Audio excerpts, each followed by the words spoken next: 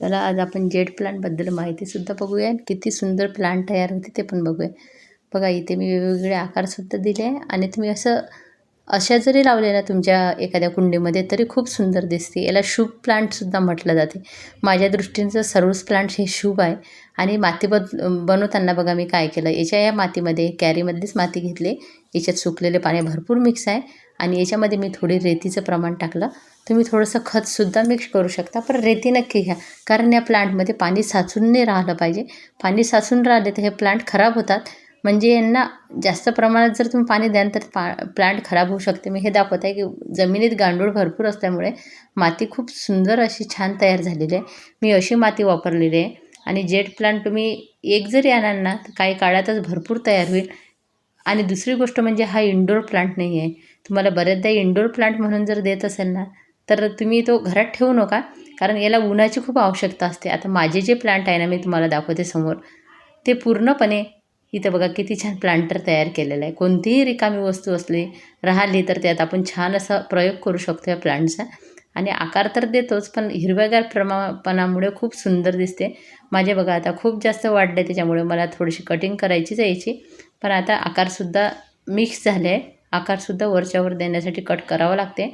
वेगवेगळे आकार तुम्ही देऊ शकता आणि किती सुंदर प्लांट दिसते आहे. कारण सुरुवातीला मी पण अशी चूक केली होती. माझ्याकडे पहिला प्लांट जो आला होता ना तो माझ्याच्यानं खराब झाला होता ना आताच बघा किती प्लांट माझे तयार झालेले आहे. जे आपण चूक करून शकतो ना ते मात्र कधी विसरत नाही.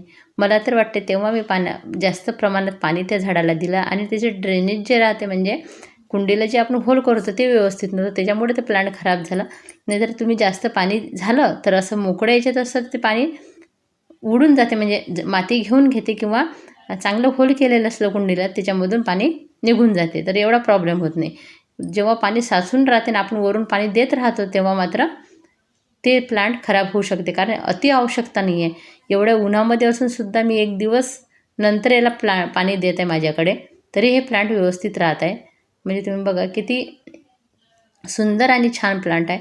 आणि तुम्ही शुभ प्लांटमध्ये याचं नाव आहेच, कारण तुम्ही बऱ्याचदा ऐकलं असेल हा प्लांट शुभ आहे. बरेच लोक सांगत राहतात, पण खरं तर प्रत्येक प्लांट हा शुभच असते.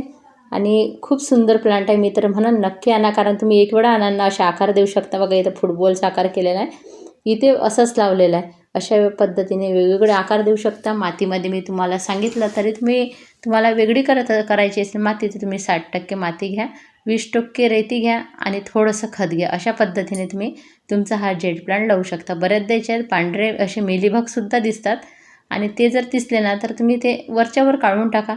असं कोणताही रोग बाकीचा या झाडावर येत नाही कधी पण. आणि खूप सुंदर झाडाची ही टोपियारी तयार होते. आणि बघा आता मी तेच दाखवते कसं लावलं आहे मी.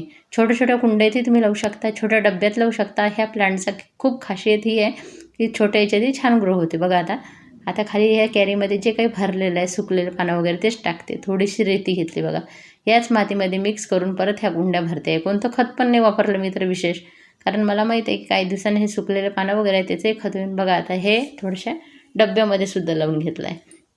कोणत्याही तुमच्याकडे छोट्या छोट्या गोष्टी असेल तर तुम्ही हा जेट प्लांट खूप सुंदर पद्धतीने लावू शकता. आणि छोट्या कुंडीत लावायचं हे गोष्ट आहे की आपण एवढे प्लांट वाढवून जर आपल्या प्लांटमध्ये खूप जीव असते आणि एखाद्या दिवशी जर तुम्हाला कोणी हे झाड मागितलं तर आपल्याकडे अशा छोट्या कुंड्या तयार असतात, ते आपण एक उचलून देऊ शकतो, कारण आपण ते कटिंगपासून तयार केलेले असते भरपूर प्लांट. अशा पद्धतीने तुम्ही सुद्धा तुमच्या झाडांना एकापासून अनेक करू शकता. बघा असे मेलीबग आहे ना उन्हाळ्यात हे जास्त प्रमाण वाढते प्रत्येक झाडावरच. या झाडावरून त्या झाडावर जातात ते. आणि बघा आता छोटे छोटे हे कलरचे डबे आहे, काही उरलेले काही आपल्या घरातून निघालेले डबे आहे. तर याला मी छान असे होल केलेले आहे खाली, कारण मला माहीत आहे याला पाणी साचून पाहिजे नाही. आणि आता जी कॅरीमधली माती आहे बघा याच्यातच लावलं आणि याच्यामध्ये जेवढी काही कटिंग मी तोडून घेणार आहे ती याच्यामध्ये लावणार आहे. बघा किती सोपं आहे हे प्लांट, काही खर्च नाही करावा लागत नाही. फक्त एक वेळा तुम्हाला झाड लावावं लागते. आणि अशी काळजी घ्या, पाणी साचून नका राहू देऊ फक्त. आणि माती अशी वेल्डेड पाहिजे, त्याच्यामुळं आहे ना खूप छान तुमची झाडं जगेल आणि खूप एकापासून अनेक तयार होतील. आणि तुमची बागसुद्धा अशी हिरवीगार दिसायला खूप सुंदर दिसेल. आणि याच्यामध्ये बघा वर मी थोडी थोडी रेतीसुद्धा टाकलेली आहे. हे रेती टाकल्यामुळे आहे ना झाडात पाणी साचून राहत नाही आणि ते पाणी आपण जास्तीचं झालं ना ते सुद्धा निघून जाते. अशा पद्धतीने असे भरपूर छोटी छोटी कटिंगसुद्धा याची लागते. आणि जेव्हा आपण कटाई करत राहतो ना, इतकी कटिंग याची तयार होते की कधी कधी तर लावायलासुद्धा जागा नसते त्यात. जेव्हा मी कटिंग करत ना तेव्हा ते टाकून द्यायची वेळ येते. म्हणूनच असे छोटे छोटे डबे किंवा काही मी तयार केलेले आहे की ते कटिंगचा वापर झाला पाहिजे आणि आपले बाग अजूनच सुंदर दिसणार आहे. कशी वाटली माहिती नक्की सांगा. आवडली तर ते पण सांगा. नाही तुम्हाला काही विचारायचं असेल ते पण